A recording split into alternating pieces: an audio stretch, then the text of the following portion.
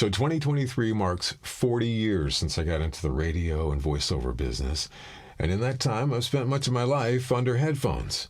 It's always been a struggle to find the perfect pair of headphones that sort of covers every base.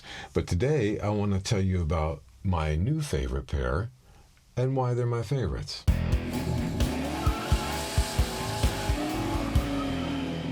So a while back, I was talking to my buddy Mike at Miktek. I had to get a new tube put in my CV4, so I sent that off to him, and we were talking. He says, hey, maybe you do some product reviews for me. I'm like, absolutely. I love these mics. I've been using these mics for over 10 years now, and you hear them on my records and all over anything I do, you're going to hear some Miktek stuff. So I'm like, sure, send me some stuff. I did not realize that he has begun making headphones.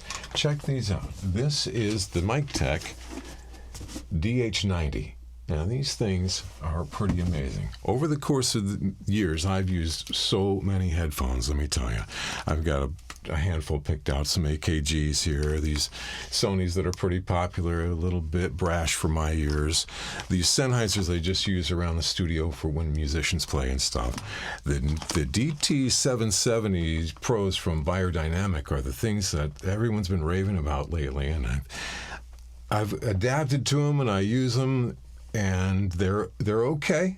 I've had a little trouble. I had to send them in a couple times to get them fixed, all right, when I got them. So I'm not unhappy with them now that I use them, but they're not perfect. Now, this is what I use for voiceover, and I've been using these Stanton's one-sided cans since the middle 90s somewhere. I had the station engineer get me those, and then the beautiful part of that is nobody else wanted to use them, so I didn't have to share my headphones, but that's always given me my natural reference, so that's what I use to do voiceover. But in the control room, when I'm using headphones, which I like to use a lot, especially for second or third reference points, it can be very tedious to be under a pair of uncomfortable headphones or some that just don't sound good, and I've just not been fully pleased with any of these over the course of time. So Mike sent me these DH90s, and I pulled them out. First thing I noticed is that there is a